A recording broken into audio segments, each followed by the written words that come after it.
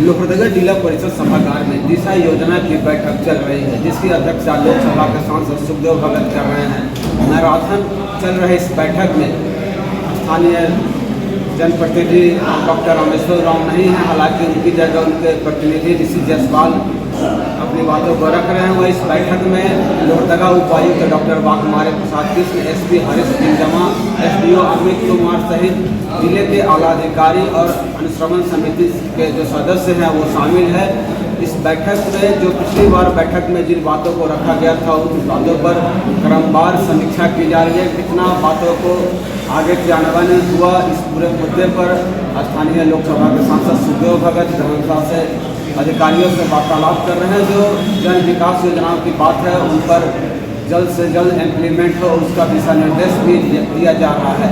पारस Kumar Sahu, live दैनिक लोहरदगा। मैं समझता हूँ 20-25 विभाग के अलग अलग विभागों के चाहे पेयजल हो, और विशेषकर मैं पेयजल की बात इसलिए कर रहा हूँ, गर्मी का मौसम है, ग्रामीण विकास का है, आवागमन की जो सड़कें के बारे है, पुल के बारे है, कृषि विभाग के, हर विभागों के बारे एक बहुत ही गहन चर्चा हुई है। हम अनुपालन प्रतिवेदन देख रहे थे, जो पिछली बार जो बातें उठी हैं उनके बारे हमने कितना अनुपालन किया है।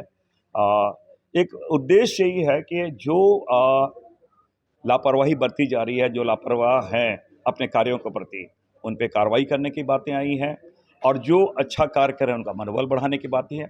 उद्देश्य ये है कि जो सरकारी राशि है, सरकारी योजनाएं हैं, उनका प्रॉपर वे में समुचित तरीके से उसका सही मायने में सदुपयोग है, और जनता की जो समस्याएं हैं उनका त्वरित गति से निदान हो। ये एक उद्देश्य है दिशा की बैठक में, और मैं समझता हूँ आज की बैठक काफ़ी फ्रूटफुल रही है। तार प्रखंड में वो बिना किसी ये पे मिट्टी पे ढलाई हो रही थी, उस पर भी कार्रवाई होगी, और कार्रवाई नहीं मैं तो डिबार करने की बातें हैं, वो किसी भी हो, वो जो गलत कारण का सरकारी राशि का दुरुपयोग हो रहा वो डिबार किए जाएंगे।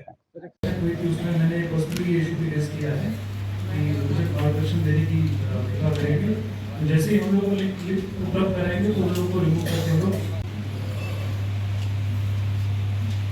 आगे बढ़ेंगे। जैसे ये अफवाह आवाज का जो आवाज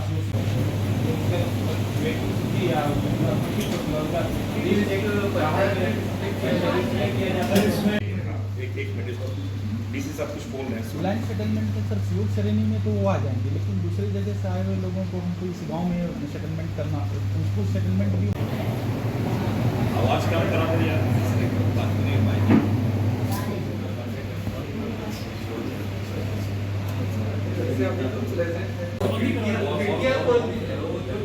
खिड़की के पास बैठे सारे फैन चालू